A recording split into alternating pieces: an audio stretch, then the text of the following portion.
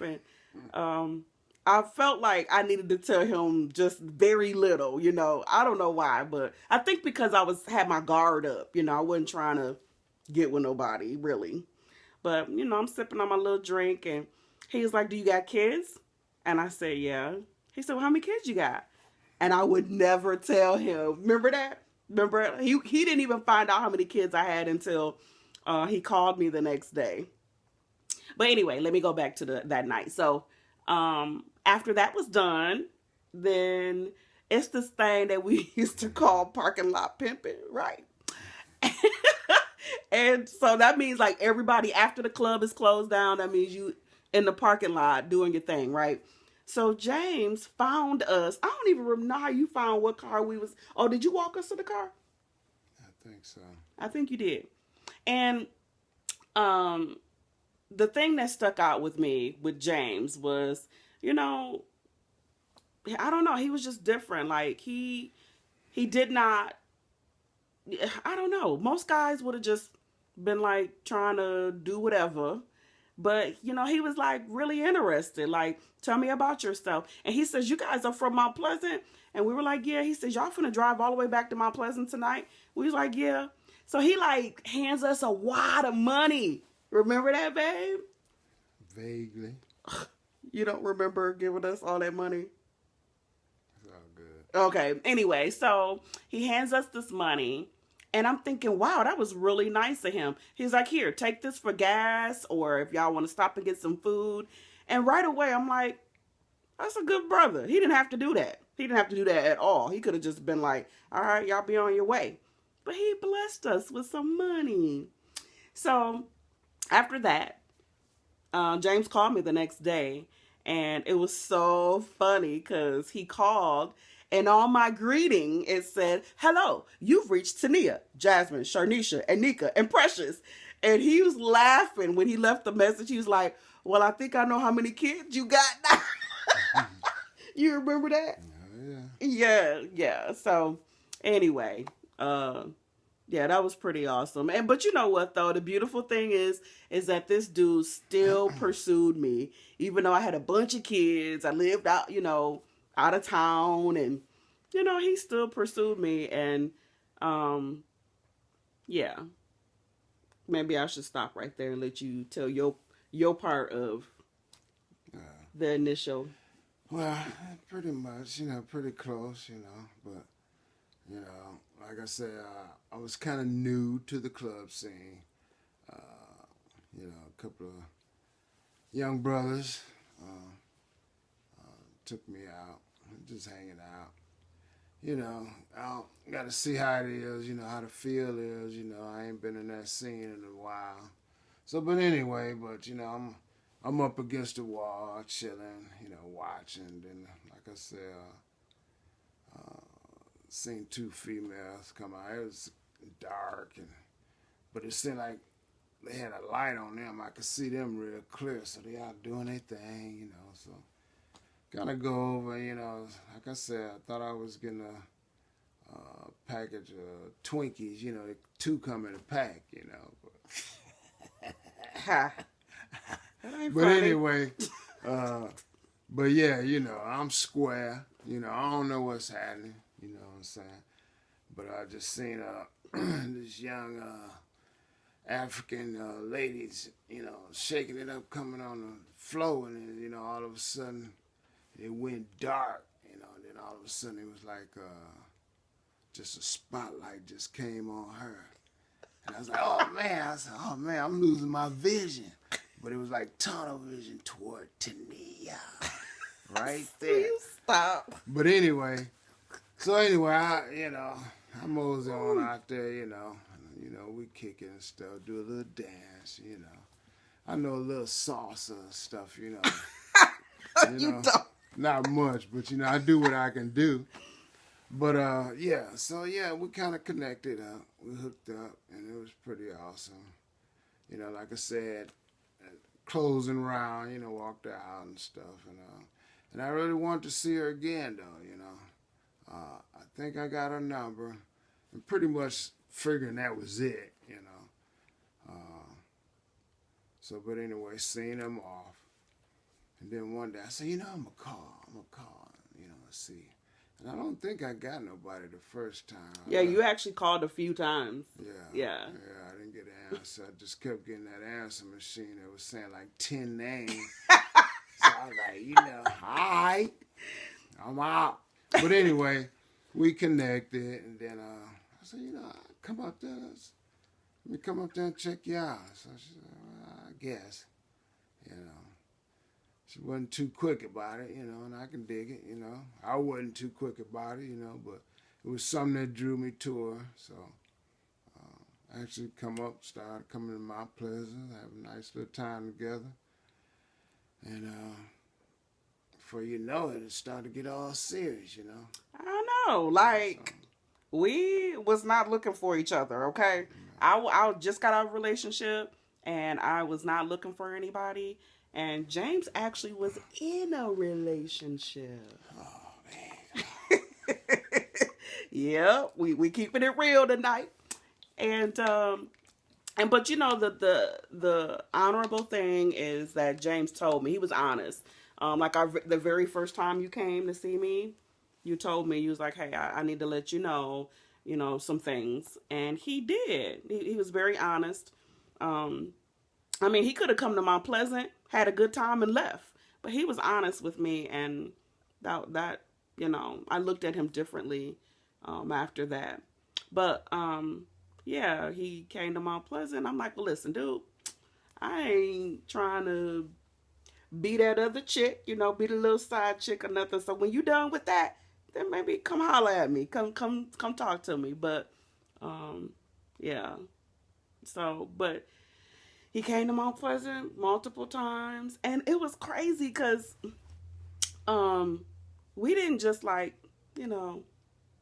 a little fun together. No, we really had a good time together. Every single time he came to visit, and it was just, I don't know. It was like a supernatural connection, right?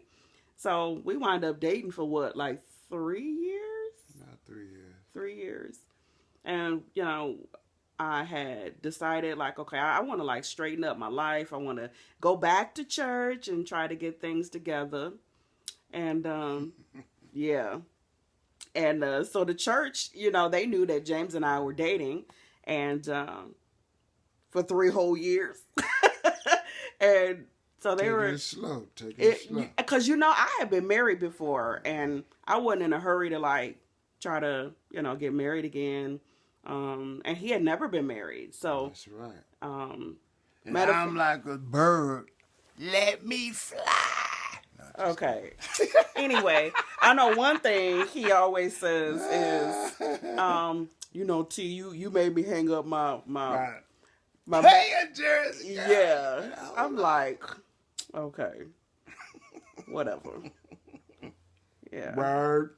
Anyway, so, but the church knew that we were dating all this time. So after a while, they were like, everybody started asking us when y'all getting married? When you guys getting married? Are you getting married soon?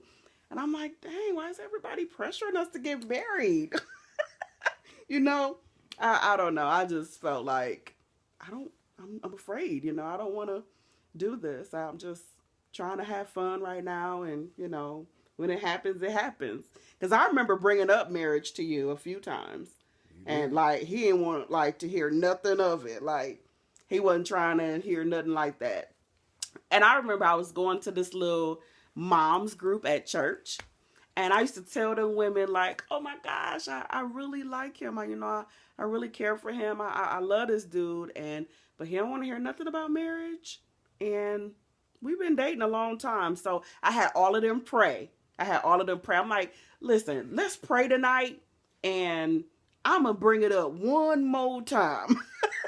One more time. And if he refuses to hear marriage again, then we're going to have to part, because, it's just getting to a point where we got to make a decision. We can't just be boyfriend and girlfriend forever, And we wasn't leaving each other alone. Remember, we tried to break up a few times, and it just wasn't happening. So But check this out. All the little mamas in that group, they prayed for me. And I remember coming home to Jane, or he came to visit or whatever. And we talked about it again. And this time James says, okay, let's do it. I'm like, what? You want to get married? He's like, yeah, let's do it. Look, I'm like, are you okay? Are you all right? Is this the same James? So I remember running to the pastor, letting him know, like, we're going to get married. I think we're ready now. And do you remember Pastor Ron was like, oh, great. I'm free this weekend, he says. Do you remember? Like, he wanted us married quick. I mean, we had been dating all that time. So, he wanted us to go ahead and do what was right and what needed to be done. But I didn't want to do it that weekend. I'm like, at least give us a few months to plan, And then, remember, we said, oh, we just want a quiet little intimate wedding. Just us, the girls, and the pastor. Man, remember people at church found out we were getting married and some other friends and family. And they were like, we can't come to the wedding? What's that all about? So remember, I was trying to talk you into like, can we have a little bit bigger of a ceremony? Yeah, we'll make a long story short, we wind up inviting the whole church. Oh, what, 300-400 members. Like, we actually put an announcement in the church bulletin that everybody could come celebrate with us. Because, we really love our church, And they're family to us. And we wanted everybody to come and be with us and celebrate with us. So, yeah, it was awesome. Remember that day? How can I forget? But it was a fantastic wedding, if I say so myself. And the reception was fun. I mean, so many people came to where they had to start setting up tables out in the hallways. Yeah. Remember that? Yeah. We didn't even get a chance to talk to none of those people. I mean, I think they came in and hugged us like, hey, we're here.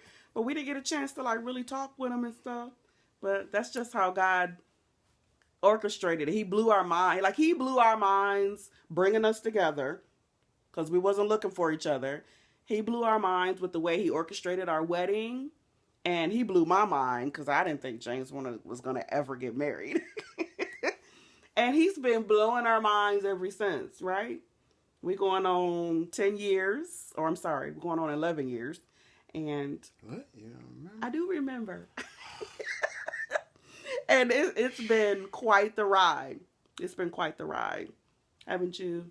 Don't you feel the same way? Hey, I'm still up in the air rolling. Okay. I mean, what's that mean? I mean, it don't stop. We are some blessed people. Can you agree with that? Oh, yeah. Yeah. And I think that, God did a good job picking you for me.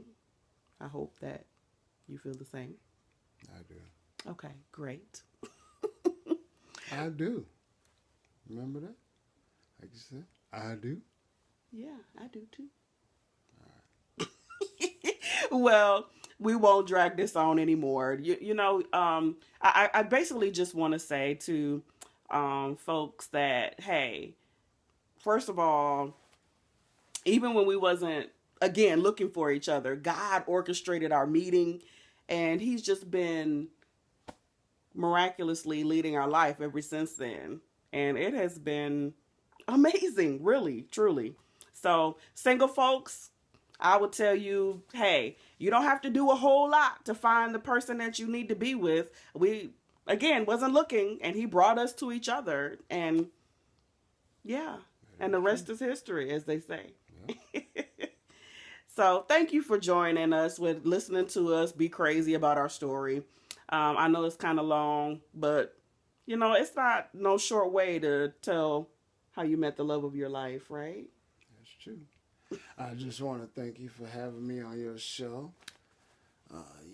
So it's, pretty big thing for me to be here. Yeah. I appreciate it. Thanks, baby. I want to thank my audience, our audience. This is it. I'll see you next time. Okay. I guess we done. Thank you for watching Talk Time with Tennia. And I'll have this dude back next Saturday for more sentiments with James.